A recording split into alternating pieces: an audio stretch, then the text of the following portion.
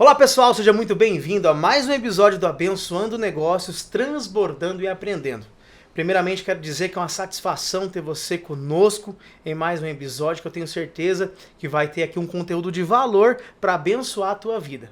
Com certeza será poderoso o que Deus vai fazer na sua vida através aqui das sábias palavras do nosso amigo cientista social formado pela UFMS, Michael Nogueira, secretário da Juventude, é isso aí, né, Michael? Cara, primeiramente, uma satisfação ter você com a gente aqui no podcast. É um privilégio pra gente poder te ouvir, né, as suas experiências, os seus princípios, um pouco da sua história, um pouco dos seus porquês, o que te motiva e você, de certa forma, trazer uma inspiração para quem nos assiste, né, cara? A gente tem uma audiência legal de pessoas que têm interesse em ter desenvolvimento pessoal, pessoas que são empreendedoras. Então a gente, de certa forma, eu acredito que a vida, né, no caso, a sua vida é uma vida de empreender, né, uma vida de desafios, uma vida que tem colaborado muito com a comunidade hoje campograndense. Michael, fala um pouco de tudo, um pouco da sua história, compartilha com a gente e deixa Deus tocar no seu coração aí, fala o que vem na sua cabeça aí para nos abençoar. Obrigado, Nicolas, pelo convite. Quero agradecer a você, toda a sua equipe, os meninos aqui. Show. Aqui não chega a ser um estúdio, parece uma sala, eu me sinto muito à vontade. Legal. Me tinha convidado para participar de alguns podcasts e aí é um estúdio mesmo. E aqui o seu estúdio ele é muito aconchegante. Obrigado pelo convite. Parabéns pelo seu trabalho, parabéns Amém. pela sua missão. Eu sou Michael Nogueira, tenho 37 anos. Nasci aqui em Campo Grande, lá no Copa Sul, Vila Nácer, Santa Luzia, sou ali da região Segredo. Pertinho aqui. Isso, pertinho, conheço bem a região. E hoje tenho a oportunidade de ser um secretário municipal, são 12 secretários municipais numa capital com 1 milhão de habitantes, e eu sou um dos 12 secretários de uma pasta que é pouco conhecida da maioria das pessoas, mas muito em breve será muito conhecida. A Secretaria Municipal da Juventude. Fui o primeiro secretário da Juventude em 2017, fui secretário em 2017, 18, 19 e 20. Saí para um outro projeto em 2020 e voltei agora no início do ano, a convite da prefeita Adriane Lopes para comandar novamente a Secretaria Municipal da Juventude, onde a gente desenvolve um trabalho ali que ele é silencioso às vezes, mas ele é muito necessário para a cidade. Nós trabalhamos com educação não formal. Eu costumo dizer para a gurizada, olha, educação formal é tudo aquilo que acontece na escola. Você vai parecendo que é uma obrigação às vezes. Até o conselho tutelar visita a tua casa se você não estiver indo para a escola, se você não estiver indo bem. Mas na educação não formal, quando você termina ali o ensino médio, você estuda o que você quer. Hoje você estuda o que você quer. Exatamente. No meu tempo, quando eu tinha R$1, quando eu tinha essa possibilidade de ter R$1, eu ia num cyber e ia com a cabeça aberta, já pensando no que eu iria utilizar daquele tempo ali, como ele seria proveitoso para mim. Então eu chegava lá, entrava no Orkut, MSN, eles nem sabem o que é isso, e aí fazia algum trabalho da escola, imprimia ali, acabava 1 hora, a tela ficava preta, era o meu contato com a internet. Já acabou. Hoje em dia a gurizada, em qualquer periferia, tem um contato quase que limitado com as redes. Mão, né? Tá na palma da mão, como se fosse uma extensão do corpo dele, e às vezes eles não utilizam aquilo como benefício para o próprio desenvolvimento. Exatamente. Então, dentro da educação não formal, nós ensinamos os jovens como o conhecimento está acessível, como o teu podcast, por exemplo. Qualquer jovem que queira empreender, que tenha esse desejo, mas ainda não tenha tido essa oportunidade, se ele não aprendeu na escola, infelizmente isso não estão aprendendo isso na escola. Exatamente. Ele pode hoje seguir uma rede social onde ele vai ter aulas de pessoas com as mais diversas experiências, mas infelizmente a juventude não está utilizando, a grande maioria infelizmente não está utilizando os benefícios da internet facilitada, o rico acesso às redes de forma propícia. Então um pouco do trabalho da Secretaria da Juventude é instalar uma nova cultura de gestão de tempo na cabeça dos jovens. Trabalho lindo, hein, Michael? E isso traz um impacto muito positivo para a sociedade, né? Porque se você parar para refletir mesmo, hoje a juventude ela tá numa parte meio negativista, né? Às vezes, por exemplo, você acabou de dizer, a pessoa ela não tem uma ideia do que fazer e faz o que quer. E às vezes não é nem aquilo que ela quer. É aquilo que foi induzido a fazer, né? É um pelos desperdício, pais. Exatamente. um desperdício de talento. De talento, de tempo. É aquilo que eu digo. Quando a gente vai fazer o Enem, a gente sente que quem vem da escola pública não está bem preparado. Quando eu faço palestra, eu falo assim, vem aqui no quadro, gurizada, e faz a fórmula de Bhaskara. 3, 5% da plateia levanta a mão falando que pode ir fazer a fórmula de Bhaskara. Eu não estou pedindo para resolver a equação, eu estou pedindo para colocar a fórmula. Sim. 2020, de cada 10 jovens no Brasil, 8 estiveram com o nome na SPC ou Serasa por pelo menos 30 dias. Então, às vezes, o modelo educacional nos leva para um local onde a nossa vida adulta, a nossa vida profissional, a nossa vida pessoal não vai estar em conexão com aquilo que se aprende na escola. Sim. E é uma pena, porque se você um dia chegou a estudar a fórmula de Bhaskara e hoje não lembra a fórmula, não foi... por que você não aprendeu, então, matemática básica? O que é matemática básica? Adição, subtração, divisão, multiplicação.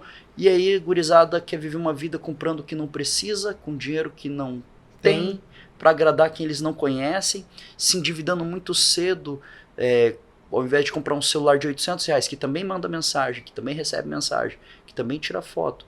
Eles querem comprar talvez um iPhone de 4, 5 mil e se endivida muito cedo.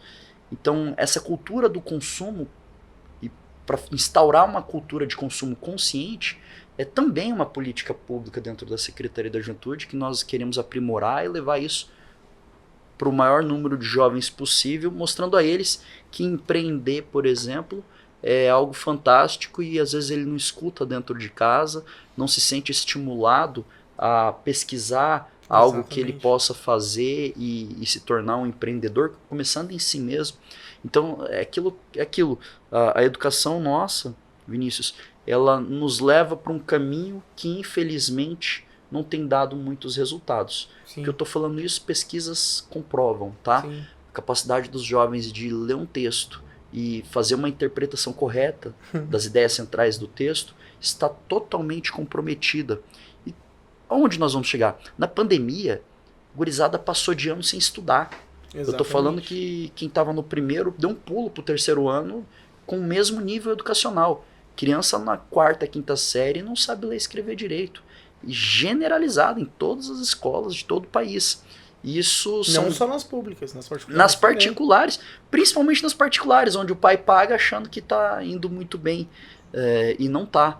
E o nosso desafio dentro das políticas públicas é receber um jovem ali, a partir dos 17, 18 anos, com um nível de conhecimento muito baixo, muito aquém, né? Ansiedade, depressão. Como que tem atingido esse público, né, o Maicon? É o público mais vulnerável, é o jovem, porque ele tem poucas experiências na vida ainda, então ele pensa que, por exemplo, se ele não conseguir viver uma vida como se mostra nas redes sociais, ele nunca vai conseguir. E então isso gera isso é muito forte, cara. Gera neles uma ansiedade gratuita. O que é ansiedade? A ansiedade é um excesso de futuro. Exatamente. A depressão é um excesso de passado. Eles não vivem o presente. Eles não vivem o presente porque colocam ideias num futuro que eles pensam que eles não vão consumir, que eles não vão ter, que eles não vão fazer. E isso é um desafio das políticas públicas. E eu fico muito grato a Deus pela oportunidade de hoje poder devolver para a sociedade um pouco do que a sociedade pagou para eu aprender, porque eu fui bolsista a vida inteira, estudei em escola pública a vida inteira. Quando fiz faculdade privada também fui bolsista, tive a oportunidade de fazer Universidade Federal também. Então hoje eu quero me associar a pessoas como você, que pensam uma cidade do futuro de maneira mais empreendedora, de maneira mais próspera, emancipada. Imagina se nós tivéssemos nas escolas educação financeira. Ia falar sobre isso. Educação financeira. Imagina se desde quando você começasse os seus estudos, você tivesse um ensino uma noção de gestão financeira. Olha, o que é um fundo de reserva, o que é um ativo, o que é um passivo. Quais são os tipos de investimento que você pode fazer. Ia estar igual o sinal de trânsito. O sinal de trânsito, a gurizada ensina para o pai e para a mãe que não pode. Tem que usar cinto e não pode passar no sinal vermelho. Por que a gurizada não fala para o pai e para a mãe, olha, não pode gastar tudo? Já poupou esse mês? Já investiu esse mês? Imagina que poderoso. Nos Estados Unidos, em 2020, de cada 10 jovens, 7 em idade economicamente ativa, entre 18 e 24 anos, fizeram algum tipo de investimento. Olha só o contrassenso. num país que quer se tornar primeiro mundo, que quer se desenvolver, colocando a juventude como os primeiros na lista dos endividados. Não, e nos Estados Unidos, o empreendedorismo, ele cara, no primário ali você já começa os professores, a educação começa já Muito normal eles terem 2, 3 fontes de renda. Exatamente. No Brasil, tem que trabalhar para alguém, tem que ser assalariado, tem que registrar a carteira. É a primeira necessidade, para depois ele pensar em empreender, em fazer alguma coisa, quando na verdade ele começa a se acostumar com o fato de ganhar um fixo, e isso vai traz uma falsa segurança. Uma falsa segurança, é verdade. Entendeu? Porque você, tem meu salário todos os meses ali. Eu falo que eu sou um cara que eu brinco, né? Que eu vivo pela fé. Tipo assim, eu vim do zero do Michael. Tipo assim, eu brinco com as pessoas que eu não era quebrado. Eu era triturado. Tipo assim, eu vivia numa escassez assim absurda. De alguns dias assim, eu comia arroz e cebolinha. A mistura era cebolinha. Não me envergonho de falar isso, porque isso foi que me fez forte, né? Que me fez querer sair daquela situação e viver uma vida diferente. Infelizmente, né, pelas circunstâncias da vida, eu não tive oportunidade de estudar, de ter um ensino acadêmico, de fazer uma faculdade. Mas hoje eu entendo as portas que foram fechadas para mim por eu não ter esse estudo, por eu não ter essa capacitação. Entendeu? Eu acredito assim, que Deus tem me abençoado de certa forma por causa do meu esforço, enfim. Hoje eu busco conhecimento de outras formas, né? Em livros, em imersões, em pessoas, na educação não formal. É isso, né? Na educação não formal, que é o que vocês pregam lá. Só que eu sinto falta e vejo que às vezes aquilo que poderia ter acontecido na minha vida há 5, 6 anos atrás foi acontecer depois de 5, 6 anos por causa dessa informação, desse conteúdo que eu não tinha. Então, se hoje minhas filhas, minha filha quer fazer medicina, cara. A gente investiu pesado no Qual a idade delas? 17, se formou agora. Você começou cedo, Comecei cedo. Você tem que idade? Eu tenho 31. Mas a minha filha de 17, ela é minha enteada. Ah, sim, Quando eu conheci minha esposa, eu tinha 16 anos de idade. Eu era muito novo.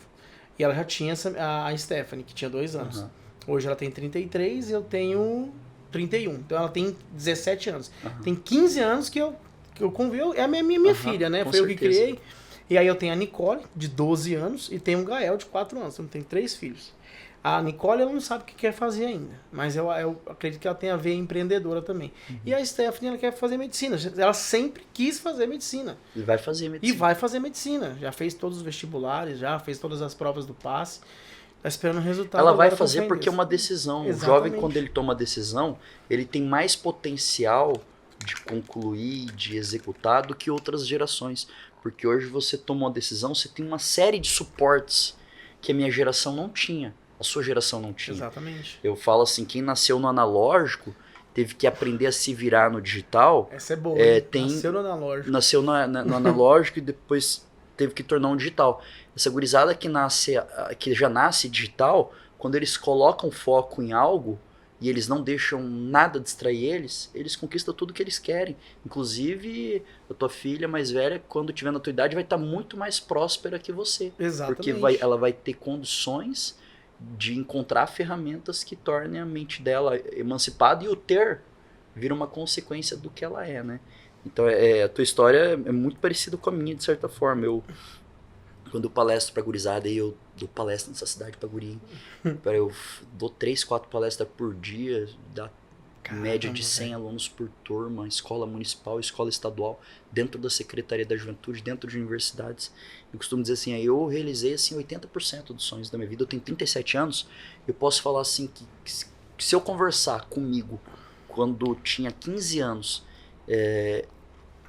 eu ia desejar ter um carrão, assim. Primeiro era uma moto, né? Porque eu andava muito de bicicleta. Então o sonho era começar tendo a moto. Mas eu queria ter um carrão. Meu carro tá estacionado ali fora. Entrei na loja, paguei à vista. Escolhi a cor, paguei à vista. Nem tinha pronto a cor que eu queria. Eu queria um Civic preto. Ela falou, ficar pronto em 90 dias. Você quer levar esse? Já? Eu falei, não. O compromisso que eu tenho é o preto. Esperei 30 e poucos anos, agora eu vou esperar 90 dias. Eu quero o preto. Quando chegou tinha até um detalhe em cromado, assim. Fiquei olhando, minha esposa, nossa, parabéns, ele é muito lindo. Não, quero Falei, preto. não, peraí, eu vou lá. Levei no Vamos outro ver, dia, mandei tirar todos os detalhes cromados, porque na minha mente, o Civic que eu teria seria preto. Acabou. Preto. Então, eu não queria realizar 99% desse sonho, eu queria realizar 100%. Aí eu fui, levei na loja, mais 1.200. Falei, não faz sentido, o carro tá tão bonito, tá tão novo, não. Ele tem uns detalhezinhos assim, como esse equipamento aqui, ó, detalhe como eu falei, tem como pintar de preto? Falei, tem, irmão, agora. E pintamos de preto. Então eu olho assim, quando eu entro no carro, se alguém me perguntar assim, como é o seu...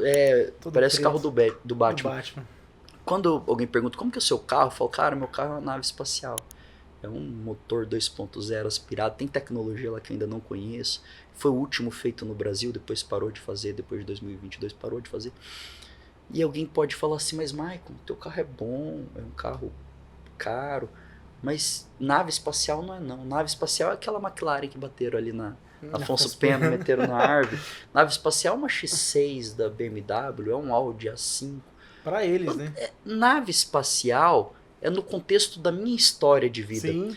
Eu não tenho algo para comparar com o que o outro tem, ou não sou alguém que se compara com o que o outro é. Na minha vida, o que eu aprendi para prosperar é melhorar o que eu sou no dia que eu tenho a oportunidade de melhorar. Então, quando eu digo que o meu carro é uma nave espacial, é no contexto da minha história, que trabalhava andando de bicicleta para ficar com 70 centavos do dinheiro do passe e de volta dava 1,40. Eu sou o irmão mais velho de 5 e o meu pai morreu, eu era muito criança. Então, o que vira o irmão mais velho quando perde o pai? Ele recebe uma carga de responsabilidades. No mesmo dia que eu perdi o pai, ganhei 4 filhos. Exatamente. Então, 3 horas da tarde, minha mãe sentou todo mundo no sofá e falou, filho, olha, agora você é pai deles. Falou, crianças, olha, agora ele é o pai. Então eu não estava entendendo qual era o sentido disso. Mas aí depois de um tempo minha mãe se casou. Minha mãe engravidou de mim, eu era muito nova, com 16, 17 anos eu já tinha nascido. Com uns 27 ela já era viúva. Caramba, cara. 5 Por isso crianças. seu pai Aí novo, ela 12 anos, se 10 casou, anos. isso. Se casou de novo, casada há 20 e poucos anos com meu padrasto. Ele é um menino novo. Quando casou com ela, ela era nova também. Ele trabalhava a descarregar caixa no mercado. Então a gente saiu da casa da minha avó, fomos morar numa casinha de madeira no fundo de um quintal. E mandioca plantada, um cachorro amarrado no canto, não tinha cerca. O banheiro era num terreno no fundo. Quando tomava banho ou fazia as necessidades, tinha que vir à noite. Passando no meio do mato, chegava na porta da casa, tinha que jogar água na perna de novo. Que barro. Entrar 5 crianças dividindo o mesmo quarto. Caramba. Morando nessa casinha até os 17 anos de idade. Então, quando eu falo assim pra gurizada, olha, eu consegui realizar alguns dos sonhos que eu tenho pra minha vida, os sonhos que eu tenho pra minha vida faz muito contexto com a minha vida, não com a vida do outro. Então não é pra você comparar o que é um crescimento pra você com o que é o outro. Esse é o grande motivo da ansiedade das pessoas. Eles estão na escadaria da vida, elas estão na escadaria da vida olhando a escadaria dos outros. Quando na verdade toda essa energia que as pessoas gastam de cuidar da vida do outro, de pensar que o outro está à frente, ou sentir que você está à frente de alguém, se você canalizasse para o próximo degrau, sua vida ia ficar tão mais leve, você ia se concentrar tão melhor na tua história e você ia conseguir prosperar, não para competir com os outros, mas para valorizar quem você é, a história que você tem e os dias de arroz e cebolinha que você comeu. Quando eu palestro, falo para a gurizada sobre o trabalho da Secretaria da Juventude, mas eu gosto muito de falar um pouco da minha história, porque eu me vejo muito neles. E quando eu olho para essa gurizada, eu falo assim, olha, vocês têm muitas ferramentas que eu não tinha. E eu vou dizer o que eu fiz com as poucas ferramentas que eu tinha. Porque você ter 37 anos e falar que realizou muitos sonhos é uma responsabilidade muito grande. Eu moro hoje no apartamento da Plaenge, no Jardim dos Estados. A minha filha Helena, que tem 3 anos, e o João Miguel, que tem 1 ano e meio. Quando eu saio com a Helena, vou no mercado, ela volta e fala, eu não quero voltar pro castelo. Eu falo, filha, você é uma princesa que mora num castelo. Aí tem gente que fala, Maicon, mas teu apartamento é bom, mas não é um castelo. O castelo é que eles têm em frente ao shopping, que tem 4 suítes, e ali você é um castelo. Então, se você quer ter uma mente evoluída na tua filha, projeta nela o que é melhor, o que é melhor. Sim. Não, antes de projetar o que é melhor do mundo, eu tenho que projetar nela quem ela é, qual é a origem da família dela. Então, quando eu falo que ela mora num castelo, é porque eu levei ela lá nessa casinha que eu morava, lá no bairro, lá no Vila Progresso, e eu mostrei pra ela, a casinha caiu, era uma casinha de madeira, caiu e tá tomado por matagal lá, uma braquiária nesse terreno. Eu falei, filho, o papai morava ali, era uma casinha lá no fundo. Ela falou, no mato? Nossa. Falei, não era mato, era mandioca. A gente Aí, cortava. era mandioca. Aí ela fala assim, caiu, fez dodói? Eu falei, não, filho, o papai não tava dentro da casa quando a casa caiu. Mas o papai, quando era criança do tamanho da Helena, morava ali. Aí tinha uma casinha e caiu. Minha esposa falou, não, esquece, ela não vai entender. Rapaz, a gente tava em casa um dia brincando. Um dia entende, cara. Um dia a gente tava brincando em casa, aí a gente joga um sofá num canto, sofá no outro, joga um lençol, coloca o João Miguel dentro e a gente brinca de cabaninha. Sim. Eu e a Helena ali, geralmente no sábado, a gente brinca de cabaninha. Ela falou, vamos brincar de cabaninha de madeira? Olha. Que ela pensou que na minha infância eu brincava de cabaninha de madeira. Ela não entende que o pai dela vem de uma vulnerabilidade que ela não vai conhecer. Mas sempre que eu puder mostrar para ela a origem do pai dela, é a origem dela. Sim. Então, o contexto de castelo não está na comparação com outros apartamentos. O contexto dela morar no castelo e ser uma princesa está na história da origem da família dela. Sim. Então, isso é o maior princípio que eu posso deixar para os meus filhos, é eles conhecerem as origens deles, para eles terem noção de quem eles são e até onde eles podem ir. Com certeza. Isso é importante, Michael. Porque tem aquele jargão que é mais conhecido, né? Que dias fáceis fazem pessoas fracas e dias fortes fazem pessoas difíceis. A dificuldade da Helena e do João Miguel, ela vai ser totalmente diferente da sua, né? Mas quando você consegue, de certa forma, transportar a tua identidade, as tuas raízes, os teus princípios, eles conseguem, de certa forma, ali colher aquilo para eles e não ser pessoas fracas no futuro. E tem muita gente que não faz isso. Por quê? Porque não quer, às vezes, por um certo orgulho, ou até mesmo por um certo cuidado, né? Por que eu vou falar pro meu filho que eu passei essa situação que é triste, que é ruim, que é difícil, que é triste? Porque é triste, não é feliz, gente. Se a gente falar que é feliz, a gente tá sendo, né? Pô, você queria ter passado tudo que você passou?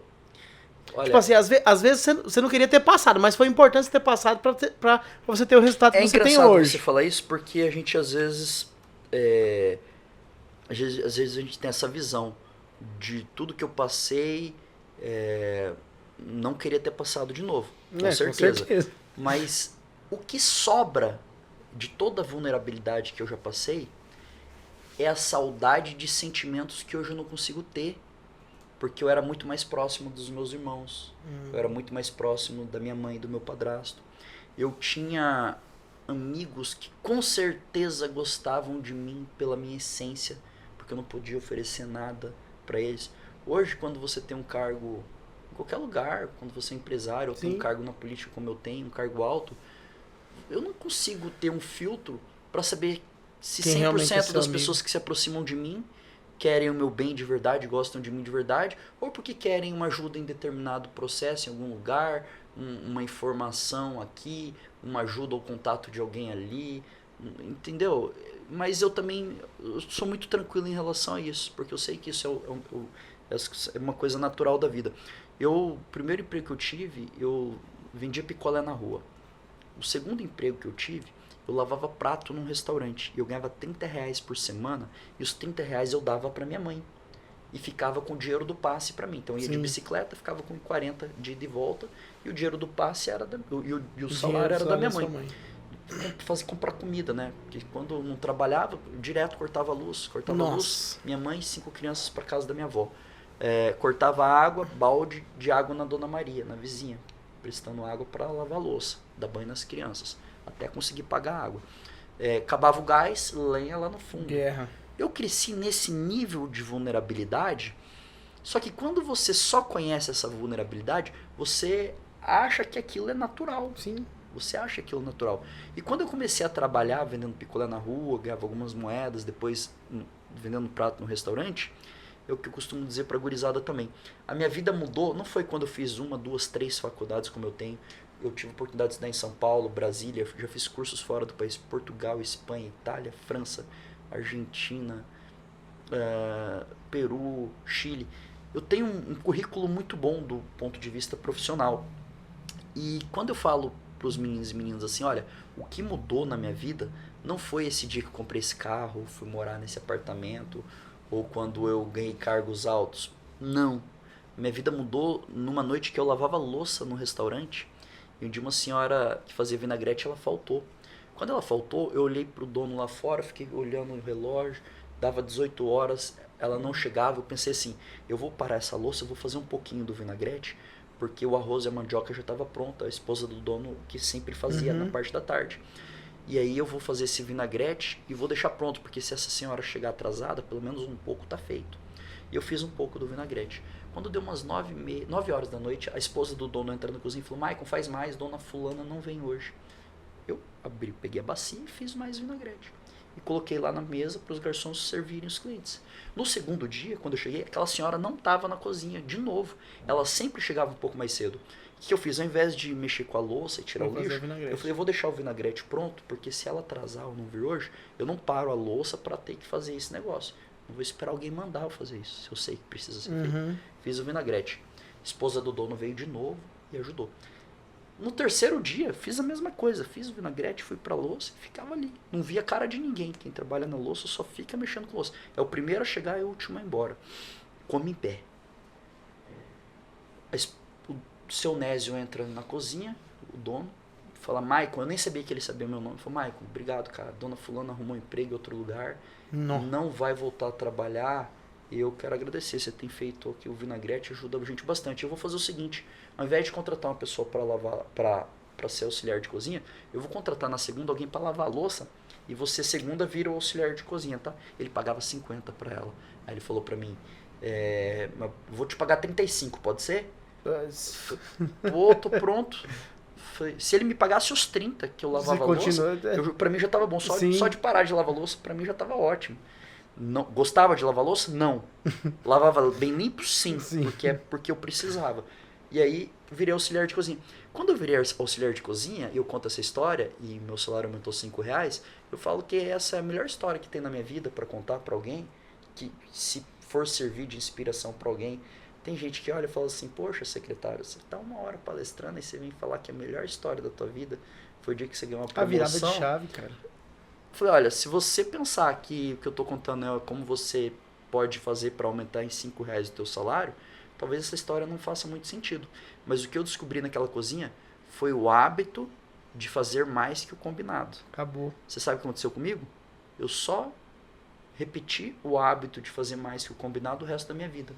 Então, se eu conseguir realizar alguns dos sonhos que eu tenho, foi justamente pelo DNA do hábito de fazer mais que o combinado ter nascido em mim naquela cozinha. Porque quando eu virei auxiliar de cozinha, eu ficava olhando pro patrão lá fora e sempre, crente é uma loucura. Crente, eles não bebem, mas quando eles comem com força. Então, eu sabia que sábado, lá pelas 20 horas, 20h15, tava vazio, mas de repente ia chegar 4 carros, ia descer 20 pessoas de cada carro e ia lotar aquele negócio. Então eu já ficava olhando pro patrão. E sempre quando chegava muita gente, ele olhava para mim lá dentro e com o olho ele já apontava a mesa que tinha que limpar. Eu ia lá fora e fazia o serviço do garçom. Toda noite, em algum momento, o patrão olhava para mim e pedia para eu fazer alguma coisa lá fora. E eu toda hora olhava para ele e fazia do jeito que ele pedia e ajudava os garçons lá fora. Meu sonho era virar garçom. Se você perguntasse para mim com 14 anos, qual é o teu sonho? Meu sonho não era ser prefeito de Campo Grande. Meu sonho era ser garçom, porque eu achava que garçom era o máximo. Garçom ganhava 80 por semana, dava mais que um salário mínimo. Era a mesma coisa que ganhar R$2.000 hoje. E tinha uma moto. O cara tinha uma moto, cara. Você tá doido? Você andava de bike? Um guri de 15 anos andando de bike. Se você perguntar para ele o que ele quer comprar quando ele puder ter dinheiro para comprar algo, ele vai falar que ele quer comprar uma moto. Não deu muito tempo eu virei garçom. Ele me pagava 50, era 80 para os outros, 50 para mim. Deu uns 15 dias, eu cheguei na mesa do cliente, o cliente estava olhando para mim e falou, você é novo aqui? É um senhor de uns 60 e poucos anos de idade, estava com o filho e a filha. Eu falei, não senhor, eu trabalho aqui já tem uns 9 meses, que eu entrei lavando louça, depois virei auxiliar de cozinha. Agora faz uns 15 dias que o seu Nésio me convidou para ser garçom. Ele falou, cara, parabéns, você cresceu aqui. Olha que legal. Aí eu falei, obrigado, eu não sabia nem responder, porque a maioria dos clientes nem tratava bem garçom. E aquele senhor um empresário, bem vestido, com filho, chegou numa caminhonete, numa Ranger. Ele falou, parabéns, você cresceu aqui. Eu falei, obrigado. Aí ele falou, o que você faz com o teu dinheiro? Quanto que o Nésio te paga aqui? Quase que eu falei assim, o senhor do Ministério do Trabalho paga 80 para os outros, só 50. Não denunciei não, só falei assim, ele paga 50. Ele falou assim, o que você faz com o teu dinheiro? Eu falei, eu queria juntar para comprar uma moto, eu não consigo juntar, eu tenho que ajudar em casa, eu dou dinheiro pra minha mãe. Ele falou, não pode, cara, você dá todo o dinheiro pra sua mãe. Eu falei, todo. Ele falou, você não tem salário? Eu falei, não, eu fico com o dinheiro do passe, é meu, mas o dinheiro do salário aqui eu dou pra minha mãe. Ele falou assim pra mim, ele achou que minha mãe tava me explorando, ele falou, sua mãe não pode fazer isso não, cara. Eu falei, não, eu tenho 4 irmãos lá em casa. Ele falou, você ajuda a tua mãe. Eu falei, com o dinheiro do salário do meu padrasto não dá pra pagar tudo, as contas. E aí, o meu, eu ajudo a comprar comida, que é a parte, que é a minha parte, que é R$50. Eu todo sábado dava pra minha mãe fazia uma lista, eu ia no Compra, comprava sacoladas de comida. Que hoje R$50 não faz compra nada. Compra pão. Mas na época R$50 você comprava comida por uma semana.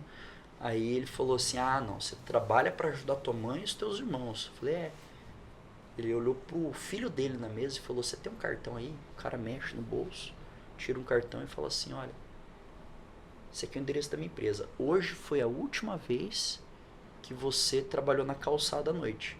Não é para você trabalhar na calçada. À noite é para você estar na tua casa estudando. Quando eu conto isso pra gurizada, eu falo o seguinte, ele não me convidou. Ele me deu uma ordem. Ele falou assim, amanhã, você estuda que hora? Eu falei, à tarde. Ele falou assim, amanhã cedo, você vai nesse endereço aqui, ó, lá é minha empresa. Você vai começar a trabalhar comigo na minha empresa. Ele não me convidou, ele não falou assim, Maicon, você quer ir trabalhar? Ele nem tinha perguntado meu nome, ele falou assim, você é um guri bom, você quer trabalhar comigo? Tem um setor lá que tô precisando de um guri que atende bem igual você. Ele não me convidou, ele me deu um comando. É tipo assim, águia voa com águia, galinha cisca com galinha, leão caça com leão, gente preguiçosa se associa a gente preguiçosa, gente fofoqueira vai encontrar o fofoqueiro num corredor, vai parar e vai falar mal do outro. Aquele senhor empresário, num espetinho, milionário, ele é milionário, tem muitas empresas, num espetinho, num bairro de periferia, ele tem todo o direito de ir num espetinho de bairro de periferia quando ele quer com o filho e a filha dele. E ele foi, encontrou um garçom, que ele viu um princípio em mim, um valor, e me tirou daquele ambiente e me levou para trabalhar na empresa dele. Exatamente no outro dia, 7 horas da manhã, eu estava lá. Nem consegui entrar. Quando foi 9 horas da manhã que me deixaram entrar na empresa. Porque ninguém estava acreditando que aquele senhor me conhecia. Eu entrei lá, trabalhei 3 anos como estagiário, era um grupo de comunicação.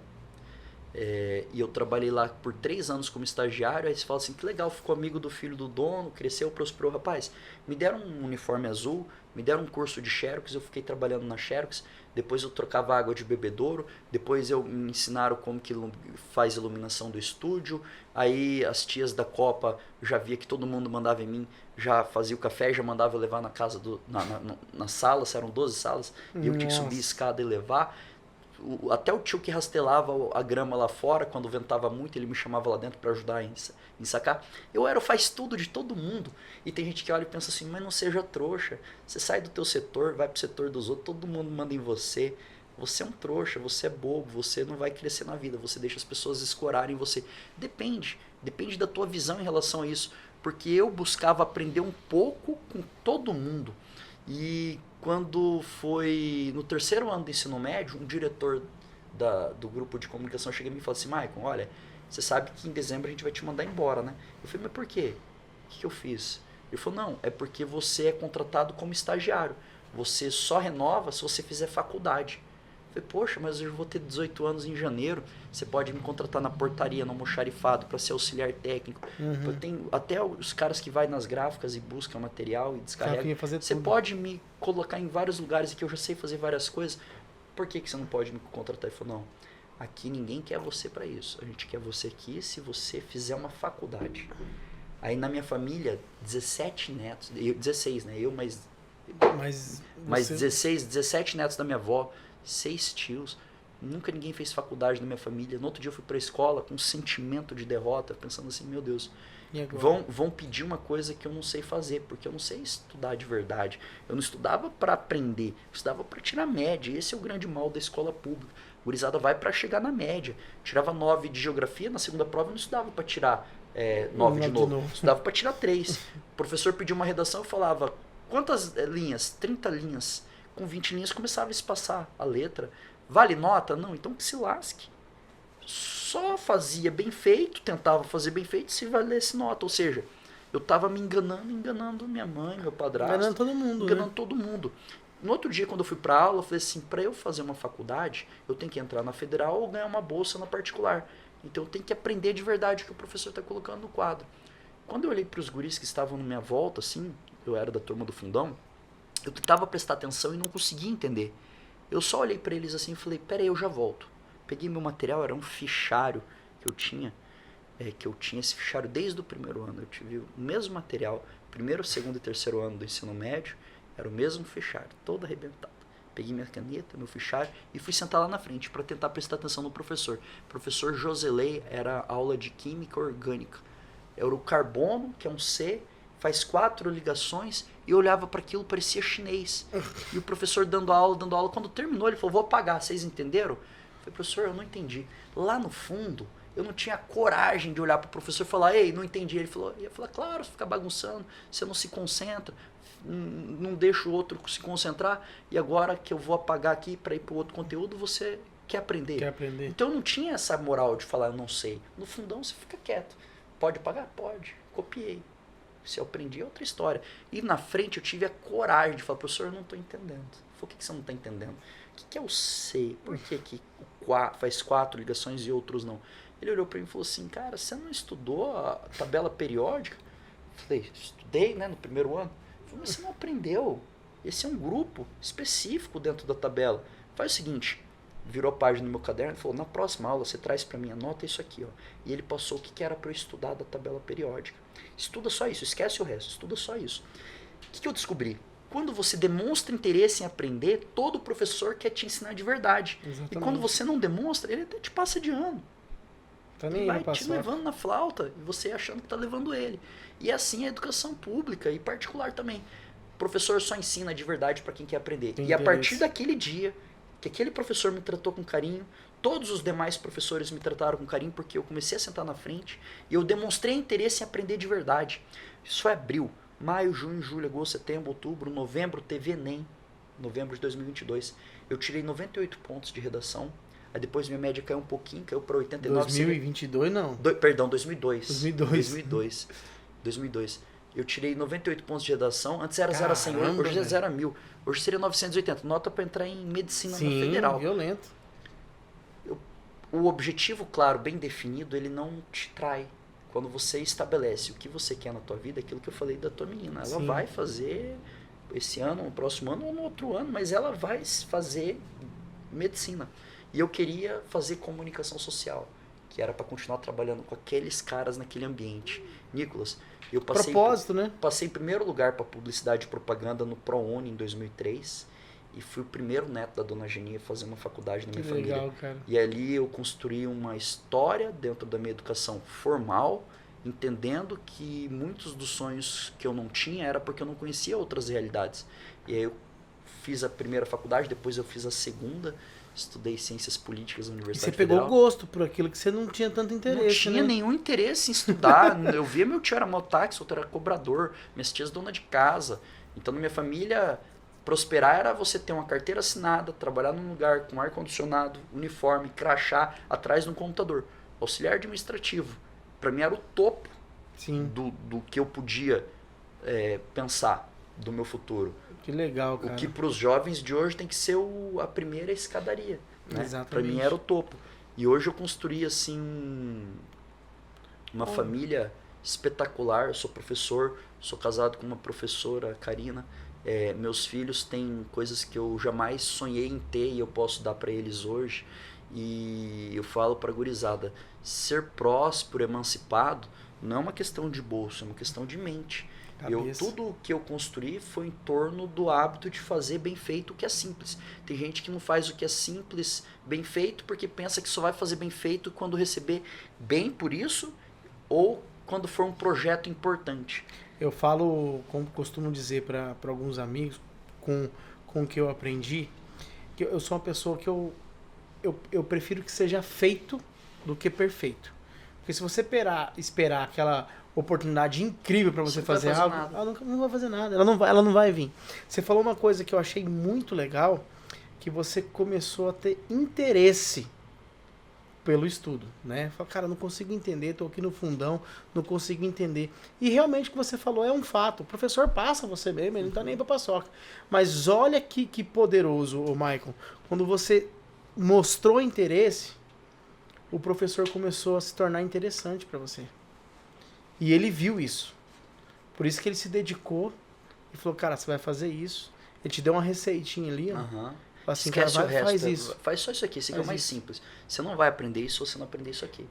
Cara, é muito poderoso. Eu vou ouvindo, né, as histórias e eu começo a pegar algumas insights no meio dessa história, que alguns pontos importantes, né? Você começou a trabalhar muito cedo, né? Muito cedo. Muito cedo. Não por desejo. Por necessidade. Empreender, por extrema necessidade. E o que é legal, já acho que eu até comentei algumas vezes aqui no podcast. A maioria das oportunidades que nós temos na vida, a gente está trabalhando. Né? Se você parar para pensar, por exemplo, quando Davi foi ser chamado para ser rei, lá na profecia lá, chegou lá, o profeta lá na casa dos pais dele lá, mostrou todos os filhos lá e Davi não estava lá. Davi estava onde? Trabalhando. José, mesma coisa, estava trabalhando. As maiores oportunidades que eu tive na minha vida foi quando eu estava trabalhando. Né? A oportunidade que eu tenho hoje na minha vida, que eu tenho uma pessoa que abrilhantou a minha vida, que me abençoou de certa forma, como aquele senhorzinho que estava comendo um espetinho lá também, fez você virar a chave da sua cabeça. Cara, se você faz mais do que você é pago para fazer, vai chegar um momento que você vai ganhar mais do que você merece. As pessoas não podem confundir. Quando eu fiz vinagrete, eu não fiz pra mandar aquela minha mulher embora. Não, não tem nada a ver. Eu não fiz pra puxar saco do patrão. Eu não fiz pra provar alguma coisa pra alguém. Eu fiz simplesmente porque estava ao meu alcance. É isso que você falou. E você viu a necessidade daquilo ali ser feito. Tudo que você faz que esteja ao teu alcance, você não faz pela aprovação do outro. Sim. Você faz porque é você quem está ali. É a tua responsabilidade. Sim. E ele te pagou a mais pra fazer isso? Pagou depois, né? R$5. Mas quando você tomou a decisão, você já tinha essa mentalidade que você ia receber a mais por isso? Não fiz por troca nenhuma, a não ser a necessidade de ver aquela cozinha bem organizada, que era o setor que eu ficava. Pronto, acabou. Em 2019 eu estava em Paris, na França, fazendo um curso. Eu conseguia, hoje com filho a gente não consegue viajar tanto. Mas antes a gente conseguia viajar todo ano, fazer uma viagem legal, cara, internacional. Em 2019 eu estava fazendo um curso em Paris e a Karina, que hoje é minha esposa, na época ela era minha noiva, ela falou assim, a gente estava no topo da Torre Eiffel, ela falou, eu tô agradecida por essa oportunidade que a gente tem de estar aqui, de estar fazendo esse curso aqui na França. Você merece, eu já era secretário, eu tinha um bom salário, meus projetos já eram reconhecidos. Ela falou assim, você ajuda muita gente a arrumar emprego, qualifica as pessoas, você merece tudo isso, muito mais. Graças ao prefeito também, que te deu a oportunidade de ser secretário. Eu falei pra ela, mas a gente não tá aqui porque eu sou secretário. Aí ela ficou parada, me olhando e falou assim, a gente tá aqui hoje porque eu lavava louça num restaurante, um dia uma senhora faltou e eu fiz vinagrete.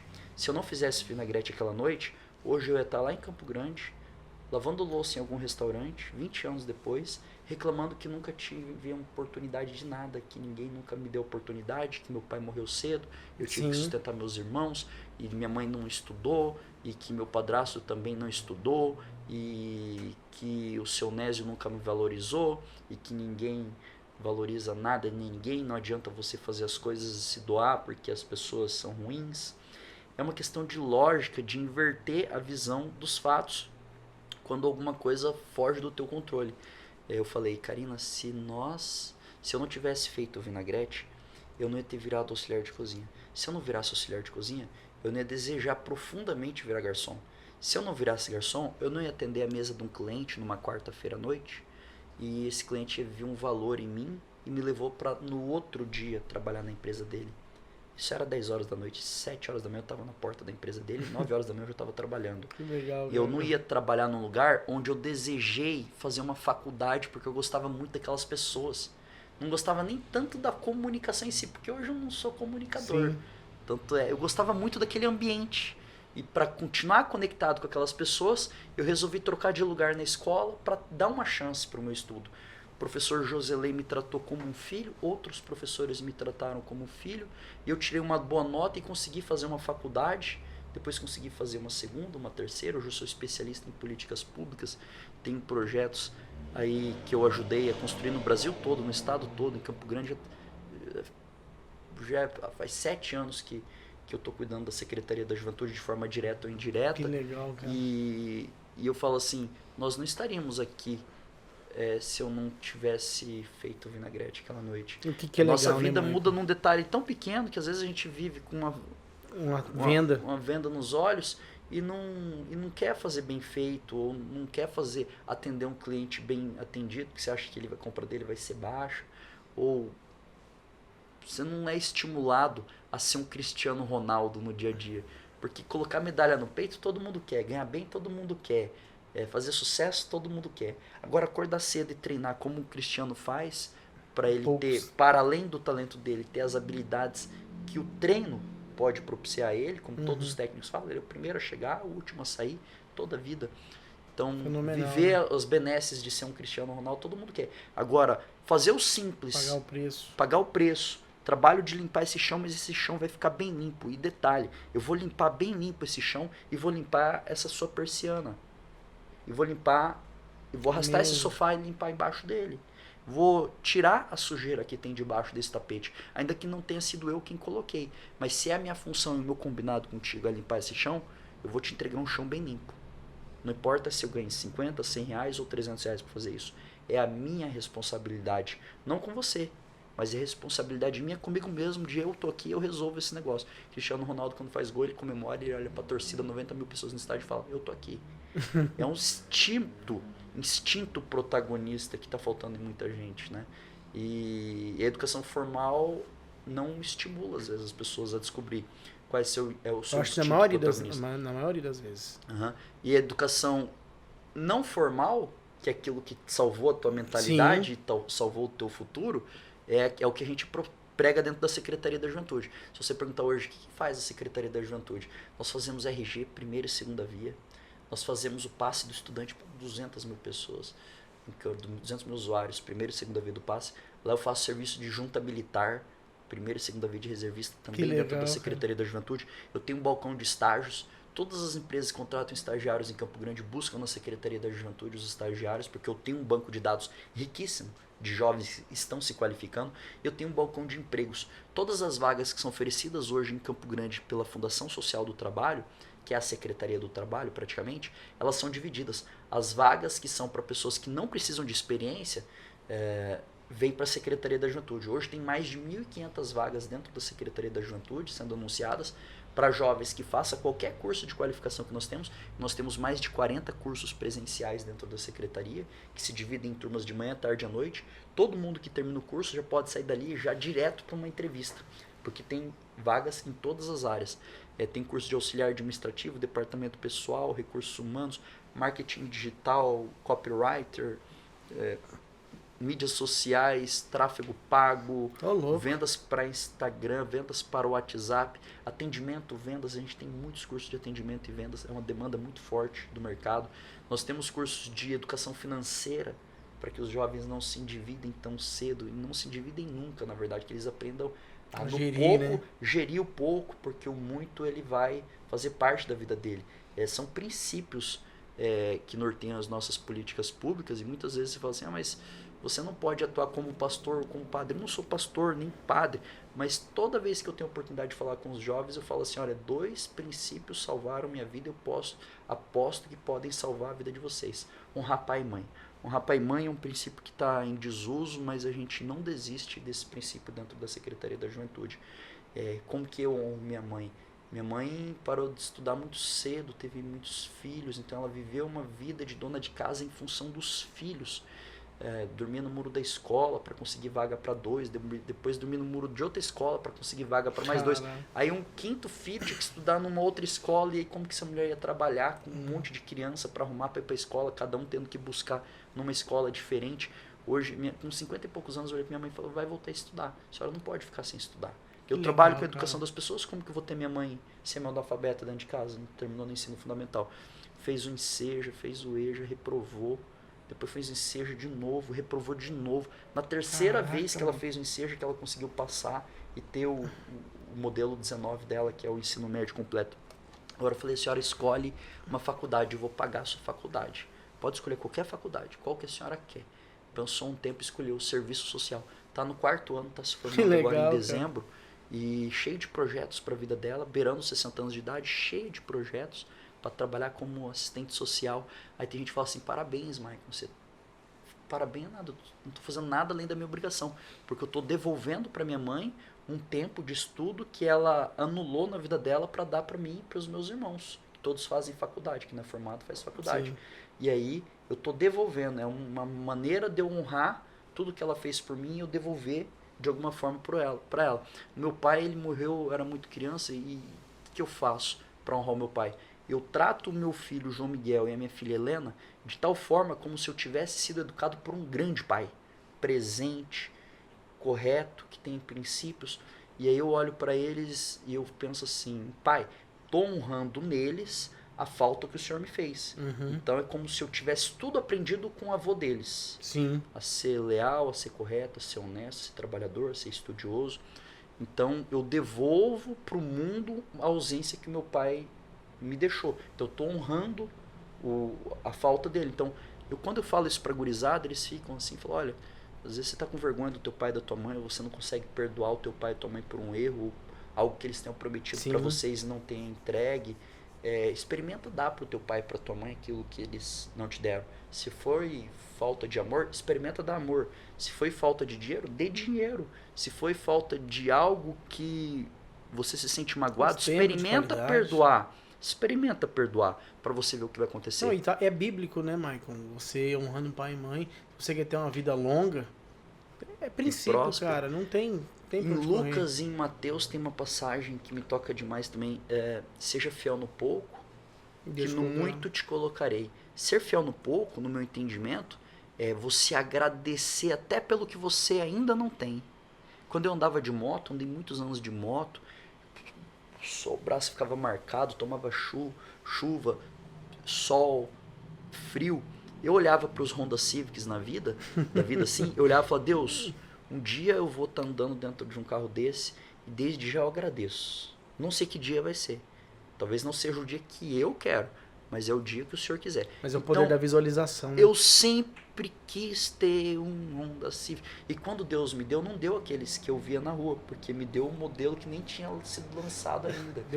Ele deu um melhor e paguei à vista. Ele deu um melhor e da melhor maneira possível, no melhor ambiente possível, para a melhor família possível.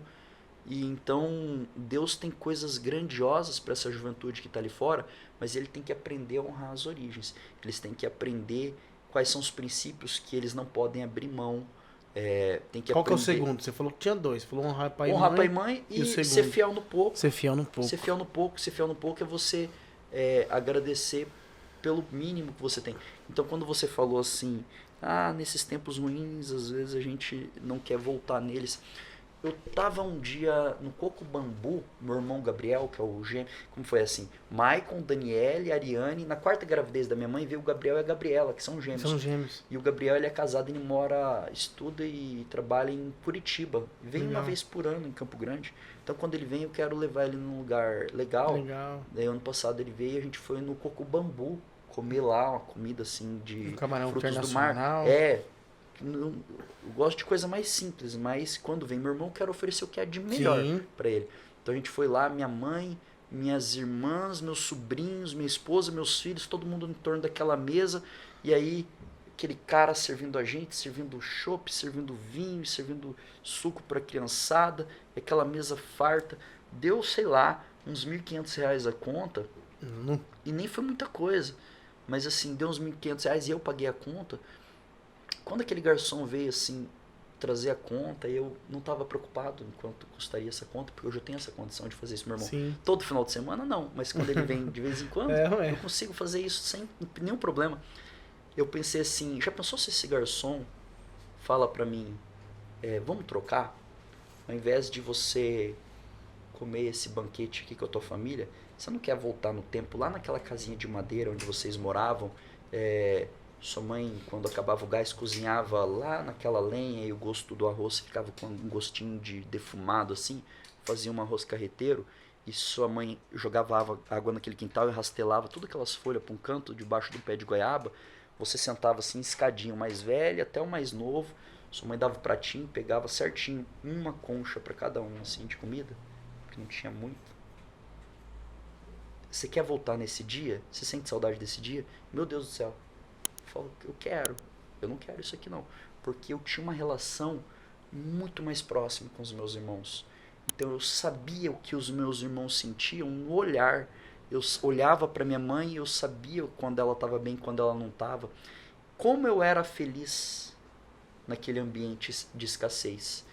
E eu fico pensando, hoje tem gente que tem muita coisa e não é feliz por nada. Exatamente. Não consegue ser feliz por nada. Não consegue agradecer por nada.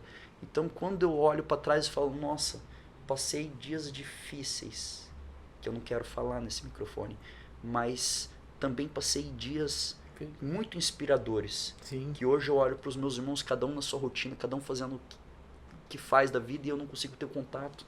É aquilo que eu disse no início. Ser fiel no pouco. Para que Deus te coloque em lugares que você ainda nem sonhou. Eu tenho ainda 20% dos sonhos da minha vida para realizar. E eu entrego esses 20% na mão de Deus. Não, você vai realizar todos. Porque Eu vou. o seu propósito de vida, ele é muito além. Eu falo isso com um pouco tempo que eu tenho conversado com você. O seu propósito de vida, ele vai além dos seus sonhos. Você não vive para realizar sonhos. Você vai realizá-los, mas você não é seu propósito de vida. Entendeu? Seu propósito de vida é outro. Seu propósito de vida é cumprir a tua missão. Que está alinhado, com certeza está alinhado com seus sonhos. Mas eu costumo dizer, e eu tenho aprendido, que quanto mais vidas você muda, quanto mais você se doa para transformar outras vidas, e o que é legal? Que você não transforma só a vida da tua família. Né? Porque as pessoas querem ver assim, os de perto próximos, os que estão próximos bem. Quero ver meus filhos bem, quero ver meu pai bem, quero ver meu irmão bem. Mas não, o seu propósito de vida está alinhado com uma geração, cara. Uhum. Entendeu? Então, assim, se você fizer isso mais 10 anos, primeiramente não vai te cansar, porque é leve, né? Uhum. Porque primeiramente está alinhado com Deus e a sua missão. E olha o impacto. Por exemplo, você pega hoje um jovem de 17 anos. Você consegue inserir na vida dele, na mentalidade dele, que ele pode ser transformado através do ensino não formal. Tô certo? É isso? Certo. E, cara, olha, o cara vai lembrar de você o resto da vida. Vai falar, cara, um dia eu participei de uma palestra que o Michael Nogueira, ele disse isso, ele passou por isso, que ele teve um momento da vida dele lá do vinagrete. Esse vinagrete não vai ser lembrado só por você. Eu já vai ficar gravado aqui na minha mente, cara. Através de um vinagrete, o cara tem a vida dele transformada. E vai gravar em outras vidas também. Então, isso eu acho que é uma semente, Michael, que você tem despejado na vida de outras pessoas, que vai trazer transformação, né, que vai trazer mudança de vida. E, cara, não tem como Deus não te abençoar. Não tem como. É algo, sabe, aquela reciprocidade? É algo fantástico, cara. Então, seu trabalho é muito lindo, né? Eu acho não, tenho certeza que quando você realizar esses 20% que você acha, Deus vai te entregar sonhos maiores para você realizá-los também. Obrigado. Fico emocionado porque quando você tá falando palavras muito fortes para mim. E isso me deixa emocionado porque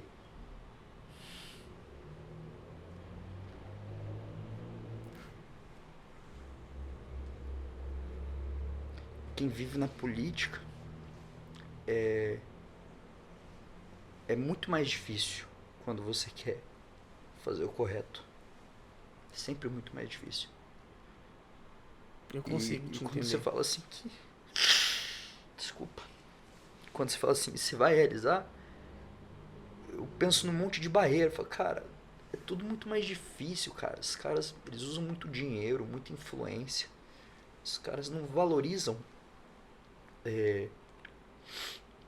o que pode dar certo se não atender o interesse deles. Eu fico pensando, se um dia eu me frustrar com a política, não quiser mais oferecer o que eu tenho de melhor para a política, você hoje abriu minha visão sobre isso. Eu vou continuar sendo a mesma pessoa fora da política. Exatamente. Eu vou continuar ajudando pessoas da maneira que eu posso, Sim. fora da política. E eu tenho mais para te dizer ainda, Michael. É tão poderoso o que você faz que, independente da política, você vai fazer algo maior, através da tua história, através dos teus princípios e através dos seus valores.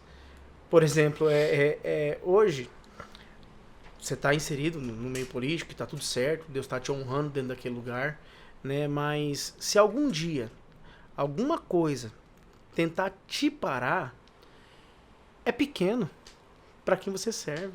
Isso. Entendeu? É pequeno. Você vai enfrentar, às vezes, alguns desafios que você vai se sentir pequeno, vai se sentir cabisbaixo, mas aí você vai lembrar que o teu propósito de vida e a tua missão é maior que tudo aquilo. Maior, Eu lembro perfeitamente, cara, em alguns anos atrás, pra você ter uma base, eu fiquei 2 dias dentro de um quarto, sem saber o que fazer. E me veio a ideia, cara, que Deus que você serve, mano? Você não serve um Deus de barro. Você não serve um Deus pequeno. Foi como se fosse um flash. Eu peguei aquele problema, aquele desafio que estava me paralisando a vida. Pra você ter uma base, eu cheguei a me questionar. Como que eu vou pagar a escola das minhas filhas mês que vem? Como que eu vou pagar a água, a luz, o telefone, o combustível? E, tipo assim, pô, é coisa de R$200, R$300. Eu comecei a me questionar em relação a isso. E aí Deus pegou e falou assim, cara, você tá me diminuindo demais. Pega esse problema, amassa ele e enfia dentro do bolso. E aí que entra a provisão divina, que a gente chama de sabedoria. E a sabedoria, como que a gente consegue conectar com a sabedoria divina, que é a pessoa divina, que é Deus? É através das orações, através das ações. E você tem feito isso. Então, cara, com certeza vai ter aquela barreira, aquele impedimento, mas Deus está te preparando já para isso. Independente de qualquer coisa, a tua missão, ela vai ser honrada. Por quê? Porque você tem cumprido princípios. E quando a gente cumpre princípios, Deus cumpre as promessas. Obrigado. Então, é basicamente isso, cara. Deus tem muito para abençoar a tua vida. Por quê? Porque você não está entregando um pouco do Michael Nogueira. Pelo que eu entendi aqui de base de vida, pô, você é um excelente pai, você é um excelente esposo, você tem as suas convicções de vida. A gente tem falado muito sobre convicção no próprio podcast. Quando você tem esse negócio muito firmado, é básico, cara.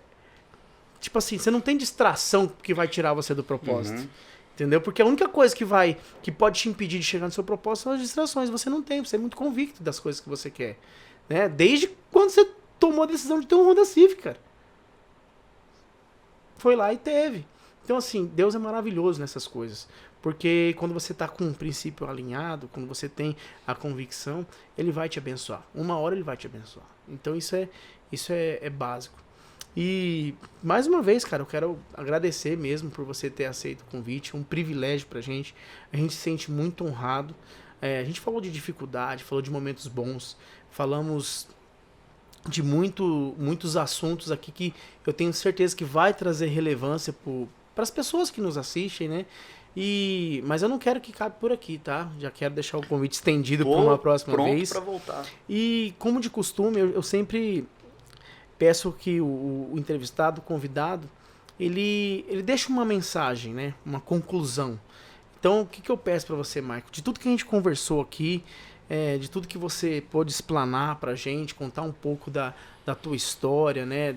Das tuas conquistas, das tuas percas. Para esse jovem empreendedor, ou para essa pessoa que está passando uma dificuldade no negócio dela, ou para essa pessoa que está começando um negócio, o que você dá de embasamento assim, de história? O que essa pessoa ela pode fazer para que ela Vencer na vida eu acho que é muito difícil, porque a vida ela é muito grande, né? Eu acho que todos nós somos vencedores simplesmente de poder respirar e ter o fôlego de vida. Nós temos que ser gratos a isso. Já somos vencedores em Cristo Jesus. Mas, de certa forma, para ela poder ter uma vida mais leve e para ela ir galgando, para ela poder conquistar dia após dia, qual que é a dica que o Michael Nogueira dá de vida para esse telespectador que nos assiste? Tudo que aconteceu de ruim na sua vida, tudo que aconteceu de coisas que você não controla, entenda que isso te preparou, isso te ensinou alguma coisa. Porque toda vez que você coloca algo ruim acima de quem você é e do teu valor, parece que você está carregando o lixo dos outros. Nossa. E a vida tem que ser muito mais leve. A gente não tem que ter compromisso com o erro das outras pessoas. Inclusive com os nossos, a gente pode ressignificar esses erros. Erros do tempo que você perdeu, das pessoas que você não deveria andar junto e andou. Erro das suas atitudes que você não quer repetir. Coloque uma clareza no futuro ideal. Coloque uma clareza no futuro ideal. Coloque detalhes, assim como eu coloquei detalhe naquele carro. Sim. Coloque detalhes no futuro ideal. Esse é um compromisso só seu com você mesmo. Não tenha limites nos detalhes dos sonhos que você precisa ter para a tua vida. E quando você coloca detalhe, tudo que você foca expande. Tudo que você foca expande.